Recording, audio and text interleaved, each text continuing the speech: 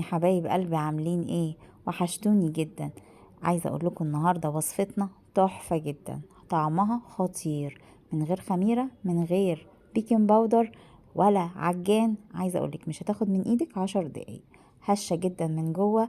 عايزه اقول لك طعمها في منتهى الجمال.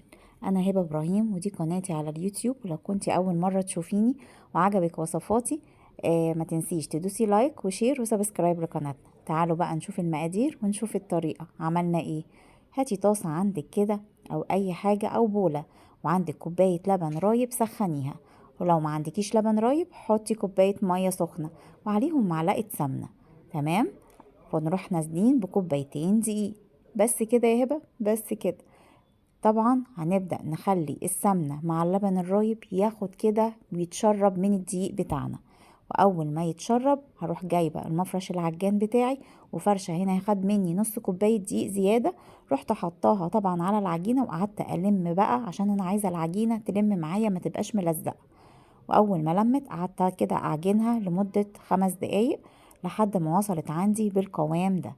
هروح بقى عندي مقطعاها لقطع صغيره، لكور كده. ما شاء الله خدت مني حوالي 17 كوره، ما شاء الله.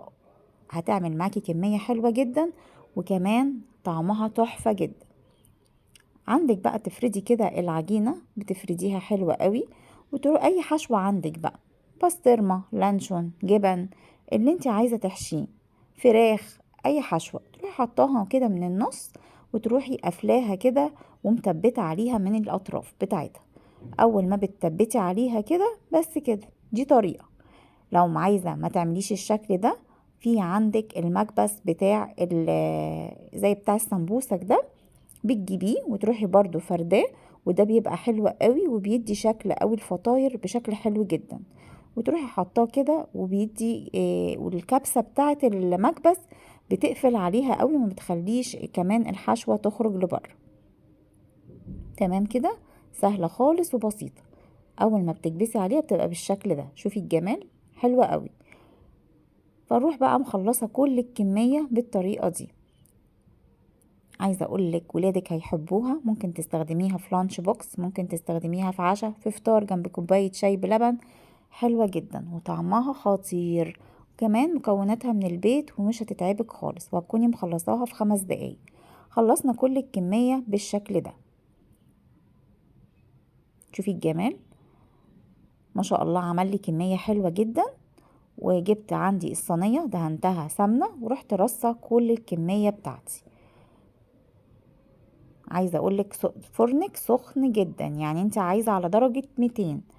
وبعد كده هخليه على درجة 180 درجة. وعندي بيضة كده وحط عليها نقطة فانيليا، وبالفرشة بتاعتك كده ومسحي الوش بتاعك عشان يدينا اللون الذهبي الكهرمان ده.